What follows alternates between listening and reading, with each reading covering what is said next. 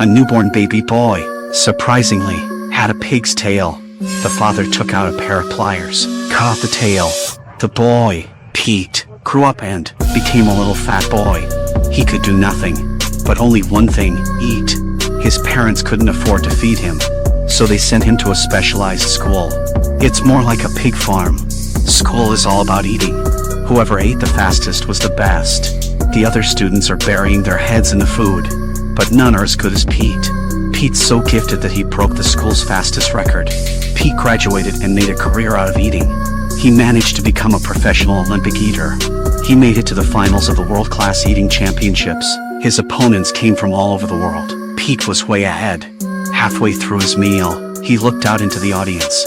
A beautiful girl was cheering for him. His heart was touched. Plus he ate too hard. Without taking a breath, he fainted. Pete lies in bed. The beauty Jenny takes careful care of him. They soon get married and has child, but they have no income.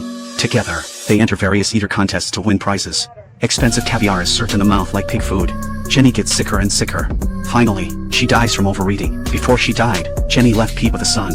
Being born prematurely, the son, Bob, totally the complete opposite of his parents. He is very skinny and small. Like a skinny little monkey, anyone could bully him. Bob's biggest hobby is taxidermy.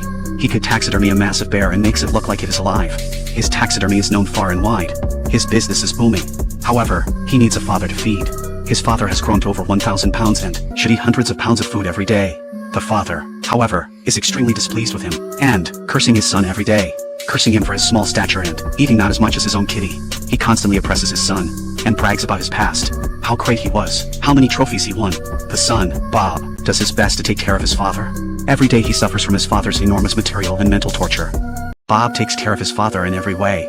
Instead of being grateful, the father speaks ill of Bob.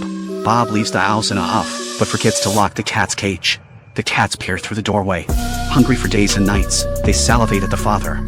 However, the father's 1,000-pound frame prevents him from moving, and he can only watch as the cats crawl towards him.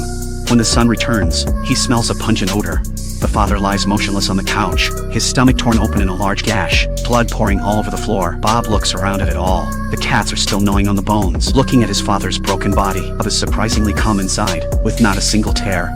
Suddenly, an idea comes to him. He guts his father, and fills his after disposing of his father, he designs a fully automatic machine for himself.